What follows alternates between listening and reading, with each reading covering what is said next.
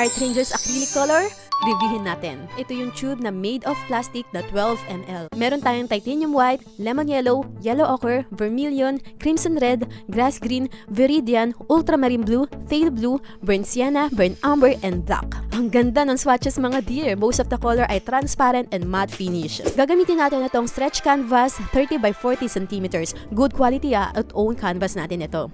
Nag-premix ako ng color at intermixable naman. Tinone ko din yung canvas sa face area. In this part ay gagamitin natin sa mismong painting.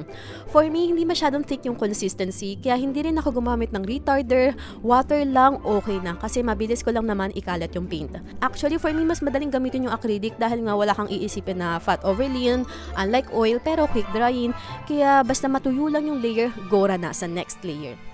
Ito pa ang gusto ko, walang masamang amoy, non-toxic kaya pwede sa mga bata. Ang sabi dito ay highlight fastness, pero honestly, hindi ako naniniwala na highlight fastness kasi nga mura, medyo skeptical ako sa part na yun. Pero as of now, hindi pa naman nag-fade yung mga previous painting na ginawa ko 3 years ago.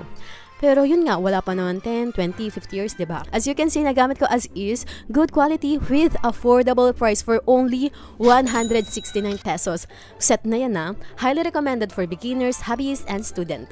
Mabibili nyo to sa shop ko, Janeline Sandaga. Keep creating, dear!